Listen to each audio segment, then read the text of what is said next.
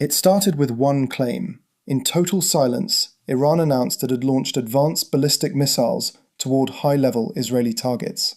Not a border base, not a proxy group, facilities connected to Israel's top leadership. Within minutes, social media exploded, markets reacted, and then came the most dangerous part: no confirmation. Was Israel's Prime Minister inside the targeted compound? No verified statement, no public appearance, just silence, stretching hour by hour. In modern warfare, silence is not calm. Silence is pressure building. Iran claimed it used advanced, long-range ballistic missiles designed for precision strikes. Once launched, impact comes within minutes. There's almost no time to debate, only time to react. This was not symbolic. This was strategic messaging written in fire. For years, Iran and Israel operated in a shadow war: cyber operations, assassinations, proxy conflicts. But both sides avoided direct leadership targeting. That line existed for a reason. Once leadership becomes a target, deterrence rules collapse. It moves conflict from tactical to existential. And existential conflicts do not stay limited for long. Almost immediately, reports surfaced of drone activity across the Gulf, missile alerts near strategic energy facilities.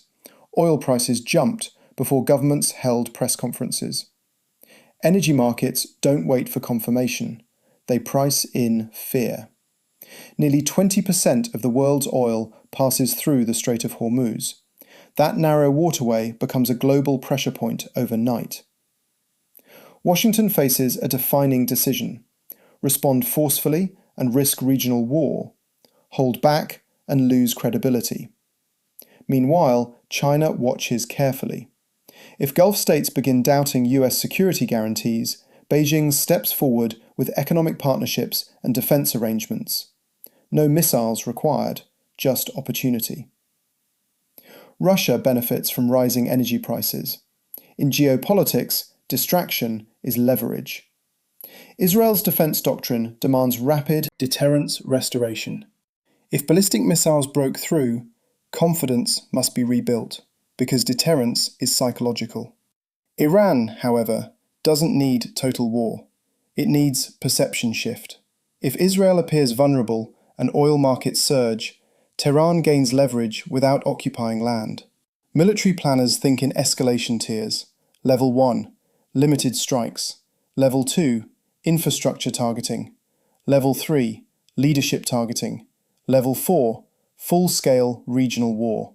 If leadership facilities were targeted, the conflict already sits at level 3. Moving backward becomes politically difficult. There are 4 realistic endgames. First, controlled de-escalation. Both sides claim domestic victory, markets stabilize. Second, prolonged shadow conflict, chronic pressure draining economies slowly. Third, regional escalation. US bases threatened, naval deployments surge, global recession risk rises. Fourth, strategic realignment. Gulf states diversify alliances toward China, reshaping the region permanently. Even if missiles stop next week, structural change remains. Gulf states have seen vulnerability. Israel has faced leadership-level targeting. Iran has demonstrated reach. The United States faces credibility questions. The balance of fear has shifted. This moment may be remembered not for how many missiles were launched, but for how alliances began to shift afterward. Because wars are not only about destruction, they are about rearranging power. Either way, the era of assumed stability is over, and from here forward, every move carries global consequences.